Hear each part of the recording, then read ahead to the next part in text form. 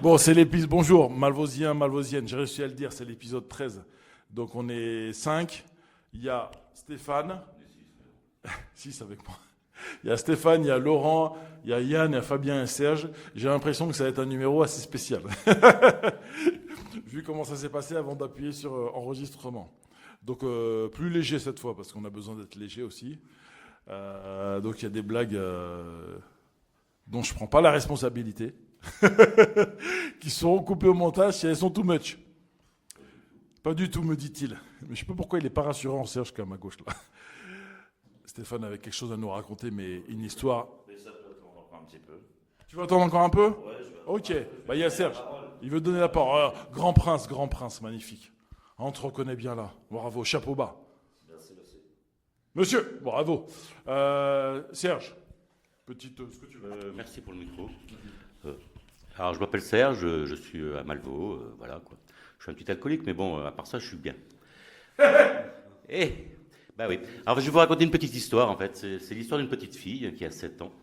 Et en fait, sa maman lui envoie chercher 2 petites côtes de porc. Donc, la petite fille, très gentille, elle dit oui, maman. Et donc, elle se promène dans la rue, tout ça, paf, paf. Puis elle voit la boucherie, paf, elle rentre dans la boucherie. Puis elle voit le boucher. Elle dit bonjour, monsieur le boucher, je voudrais 2 côtes de porc. Et le boucher lui dit je suis désolé, petite fille, hein, il me reste plus que du cochon. La petite fille, elle est embêtée. Elle dit c'est bête, ma maman, elle m'a demandé 2 côtes de porc, pas du cochon, quoi. Et le boucher dit mais non, c'est une blague, petite fille, j'ai bien du côte de porc. Hein. Et voilà, la petite fille, elle repart avec ses 2 petites côtes de porc, toute heureuse, parce que sa maman sera contente. Je vous souhaite une bonne journée à tous. Ok, j'ai pas tout compris dans le truc, mais je vais réécouter. On va essayer de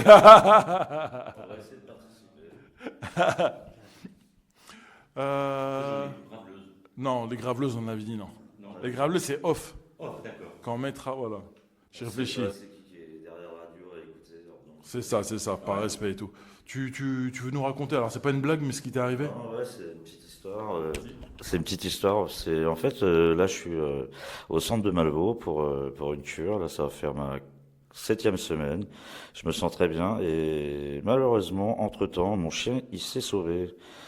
Et donc, j'ai été faire tout ce qui était veto, SPA et pas de nouvelles. Et au bout de 10 jours, au bout de 9 jours exactement, j'ai fait une annonce sur Pet Alert 41 et j'ai publié comme quoi que le chien il était toujours pas rentré.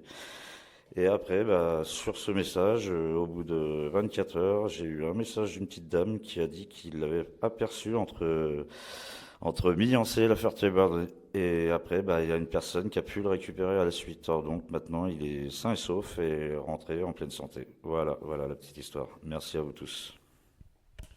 Incroyable. Comme quoi, la chance ou pas, c'est surtout la pugnacité que t'as, on t'en a parlé un petit peu, que t'as eu. Même les gendarmes, ils l'ont pas trouvé. Non, parce que j'ai appelé la gendarmerie. Pour eux, c'est pas leur sort. Après, il faut appeler la SPA, les vétos, comme il était pucé. Tu sais jamais. Alors, ce qui est bien, c'est que déjà, t'as eu Je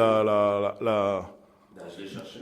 tu l'as cherché, comme tu dis, tu y as pensé, sans aide. Parce que nous, on connaissait pas trop ça, on t'a dit ce qu'on savait. Et puis surtout que, moi, ça me fait dire que les réseaux sociaux, il y a aussi un petit peu de bien aussi dedans.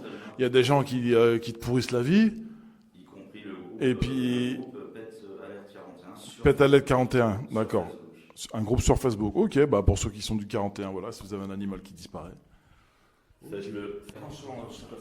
Donc là, c'est Laurent, il est plein d'énergie.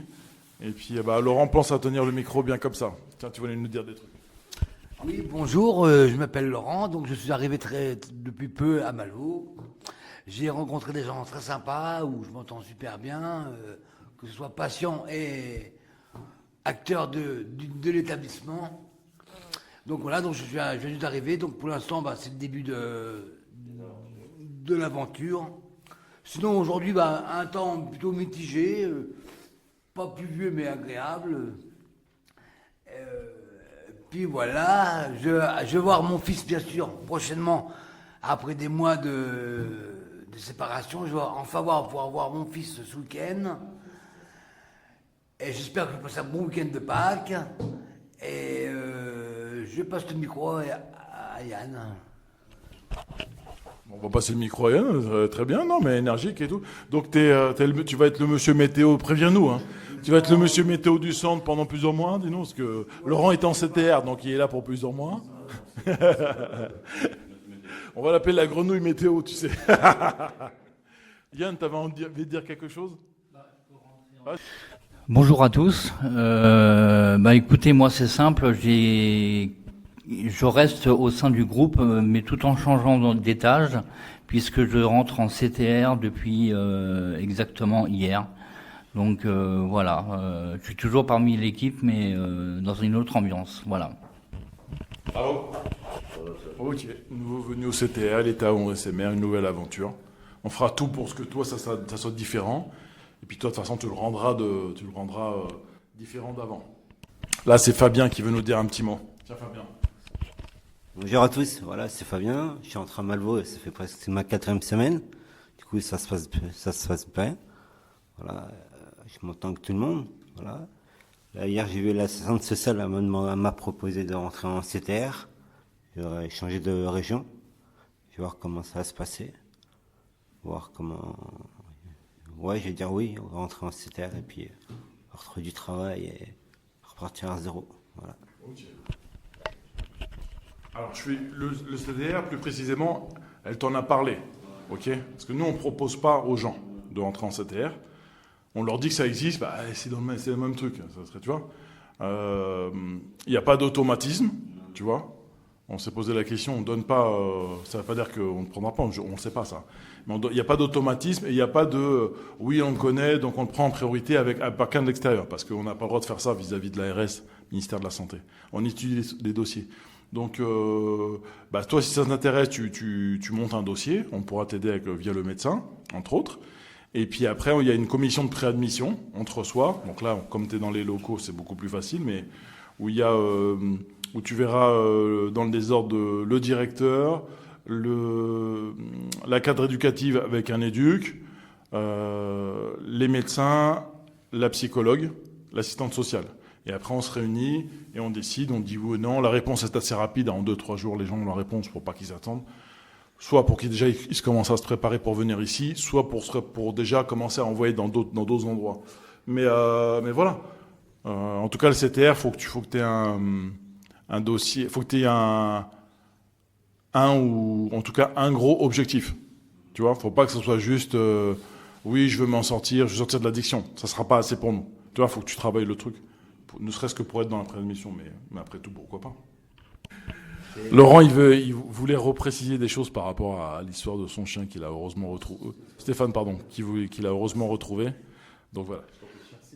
Rebonjour à tous, Stéphane, c'était pour vous dire dans la petite histoire d'avoir retrouvé le chien, c'est que j'y tenais vachement beaucoup parce que j'ai eu le décès il y a à peine 2 ans de mon petit frère et je l'ai récupéré pour pas qu'il aille à l'ASPR.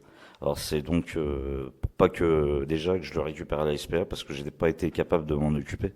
Mais malheureusement, c'est que j'étais en soins. Alors donc j'ai pu rien faire sur le moment. Et donc c'est pour ça que j'ai voulu le récupérer le chien et comme mon petit frère est décédé, j'ai décidé de le garder. Voilà.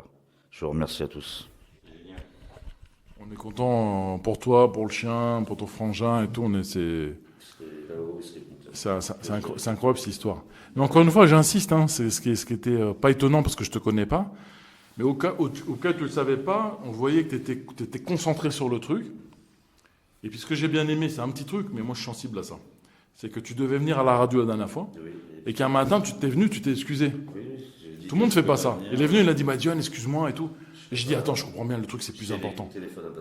Et ça c'est une sacrée force quand même, mentale. J'ai fait un petit peu la recherche avec Martin, justement, qui m'a aidé beaucoup, qui est justement pareil, qui a intégré le groupe. Et donc, on a passé des coups de téléphone dans toutes les mairies de la région, du Loir-et-Cher, voilà. On a essayé de faire ce qu'on pouvait, mais ça a donné suite à ses fruits. Ouais, ça a été fructueux. Moi, j'ai une petite histoire au niveau des chiens aussi. J'ai un collègue qui m'a laissé son chien parce qu'en fait, sa femme lui avait dit t'as le choix à faire, c'est ou moi ou le chien. Et en fait, lui, il a choisi sa femme. Donc, il m'a demandé si je pouvais récupérer le chien. Donc, je l'ai récupéré. Il s'appelait Billy. Je l'ai gardé pendant 2 ans parce que c'était un vieux chien. Il avait déjà 12 ans.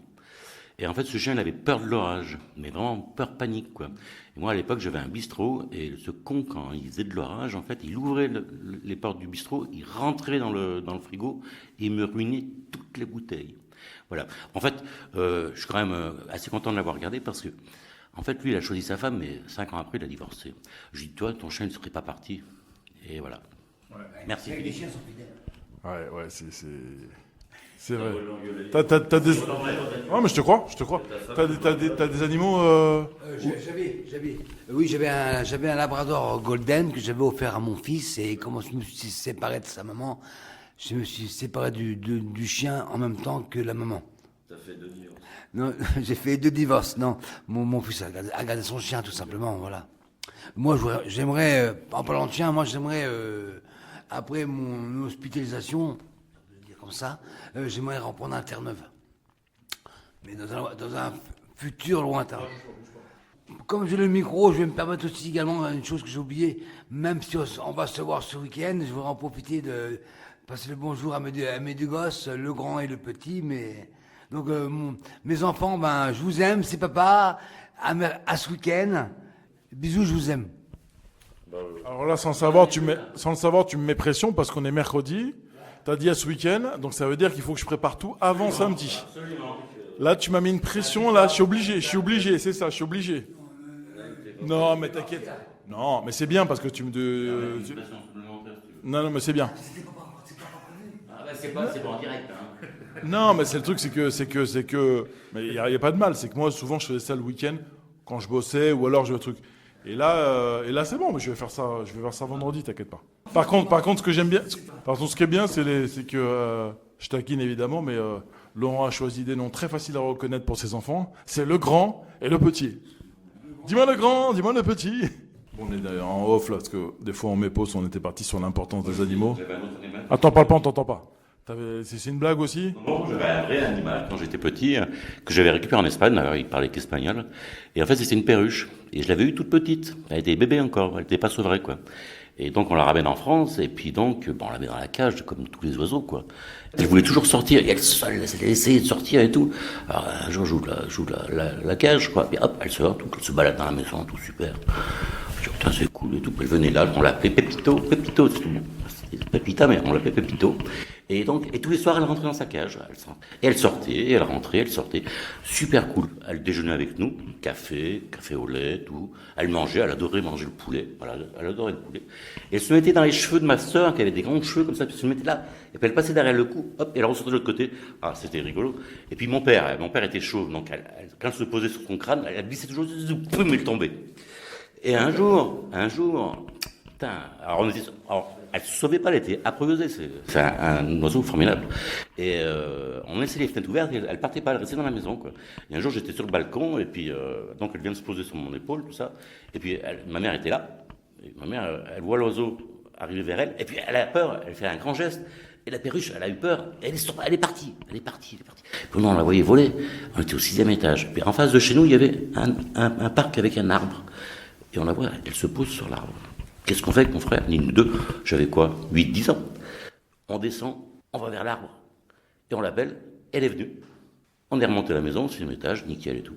Puis un jour, on partait en vacances, et ma soeur, elle me dit, je pourrais la garder pendant quelques jours, parce que vous partez en vacances. Et ma soeur habitait juste à côté de chez nous à l'époque. On dit, ouais. Puis l'histoire se finit mal, mais bon, c'est comme ça, c'est la vie. Et ma sœur, en fait, elle la garde en pension pendant quelques jours, et elle nous appelle, catastrophée, en pleurs. On dit, mais qu'est-ce qui se passe hier? Oui, elle est morte. Mais qui est morte? Elle était en larmes. On dit, mais ta belle-mère? Non. Dit, c'est Pépito, il est tombé dans la chaudière, il est carbonisé. Et elle était catastrophée. Et nous aussi, moi j'ai pleuré. Et histoire vraie. Ouais, mais on s'accroche à ces petites bêtes. Comme on dit, c'est des bêtes à chagrin. Oui. Et quand ils meurent, tu dis, j'en reprends pas un. Et après, tu reprends, je te jure. Elle a pris un. Parce que nous, elle était verte et jaune. Elle a repris une perruche bleue et blanche. Mais en fait, elle était vraiment conne. Elle voulait pas sortir de sa cage. Elle répondait pas à son nom. Elle mangeait que des graines. Elle mangeait pas de poulet. Voilà. Donc, c'était une perruche normale. Elle était unique. Alors, il y a un truc sur les perruches en Ile-de-France, c'est que J'ai un pote, non, mais je te jure, tu connais ça? Oui. J'ai un pote qui m'avait dit non, il monte en photo, puis des perruches. Ouais, on en avait parlé peut-être. Voilà, des perruches vertes comme ça. Et puis je dis non, c'est un truc. Et en fait, c'est qu'il y a eu un élevage qui s'est ouvert, je sais pas quoi. Il y en a des milliers, elles sont parties, puis là, t'en as des milliers. Et du coup, elles sont dans son arbre, mais il y en a 300 dans son arbre, tu vois. Ouais. C'est le président du club de pétanque de Prunier-en-Sologne. Et justement, il a une perruche et quand il vient au club de pétanque, il y a la perruche qui est sur son épaule. Il la bouge pas. Ah, c'est très rare. Ouais, c'est fou ça. Bon, ben on restera sur cette histoire d'épaule. On se dit à la prochaine fois, ce sera l'épisode 14.